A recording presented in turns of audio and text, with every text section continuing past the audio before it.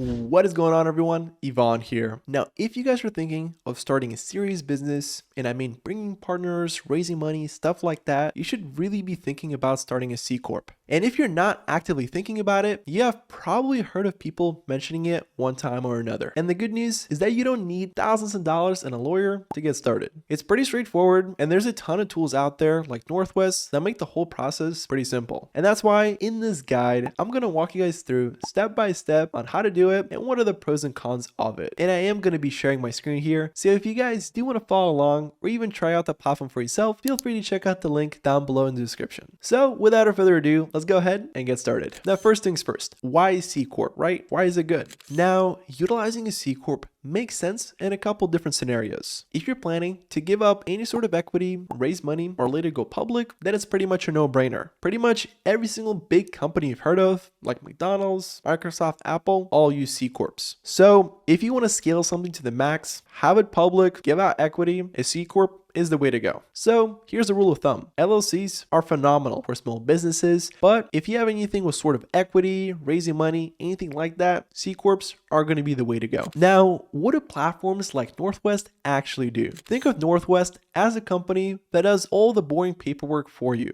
So here are some of the things. They will actually go ahead and file your corporation with your guys' estate. They can also act as your required registered agent, keep your home address safe, and send out any kind of compliance reminders if they need to. And the whole process is pretty straightforward, and that's why a lot of founders actually use it, just because it saves them a lot of boring paperwork. Now, after we decide to go with the C Corp, we kind of have two different options behind choosing a location, and a lot of people really overthink this step. Now, for option one, we can go ahead and choose Delaware if we are planning on raising money or having anything being venture backed. Most business laws in Delaware are going to be extremely startup friendly, and most investors are going to be familiar with Delaware corporations. And then the second option is going to be your home state. So if you are running a smaller business and you do want to stay local, then the home state option does make sense. And honestly, if you do decide to go with the home state option, that could be cheaper in the long run. So here's a simple rule. If you are going to raise money, go with Delaware, but if you're just a smaller business that plans to stay in their home state, then go with the home state option.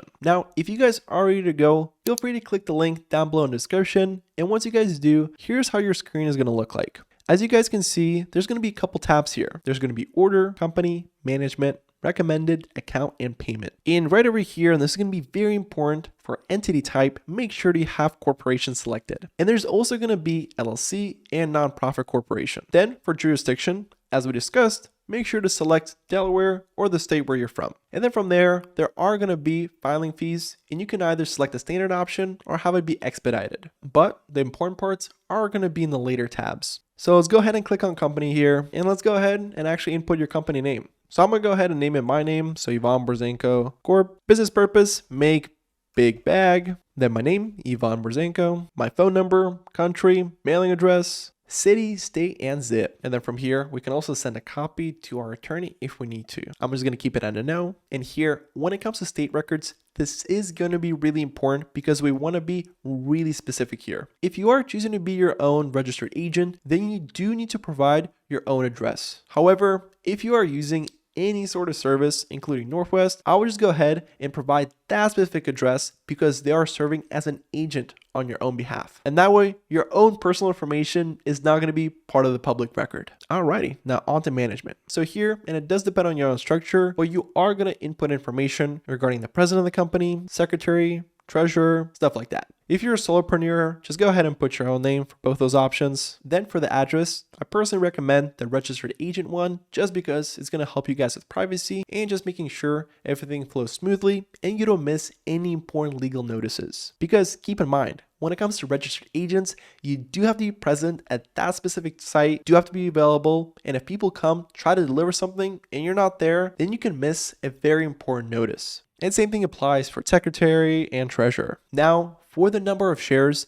if you're not sure what you're doing here, I would just go ahead and keep the default just because it keeps things simple. So that's going to be 1,000 shares and pretty much a fraction of a penny when it comes to par value. And all officers are going to be directors, and you can always add an officer or director. And then if we go to recommended, there are going to be some further services that we can go ahead and purchase. And those can include tax ID, S Corp election with the IRS, premium mail service, trademark filing, and DBA trade name filing. And lastly, whenever you go to your account tab, enter in your email, password, and you'll be ready to go. So as you guys can see, the whole process is super easy. And once you guys finish the form, Northwest actually files your articles of incorporation with the state. And after approval, your company officially exists. And the processing time does depend on your state and if you choose the expedited one, but it can take from a couple days to a couple weeks. And at this point, congratulations, you legally own a corporation. And after approval, Northwest actually gives you access to your documents dashboard. And here, you're going to receive a couple things. First, you're going to receive your certificate of incorporation, then corporate bylaws and initial resolutions. So make sure to save them somewhere safe because banks and investors are going to ask for them. Then from there, you need to make sure that you get your EIN number. And you can do this yourself and it's completely free. Now, if you're not familiar with what an EIN is, it's pretty much your social security number for your business. You can get it directly from the IRS within 10 minutes. And in order to do it, go to the IRS EIN homepage, complete the online form, and then you should get your EIN number within minutes. And the nice part is that this is free. And now that your company exists, we do need to open a business bank account. And here is where the documents are going to come into play because you will typically need a certificate of incorporation, your EIN confirmation,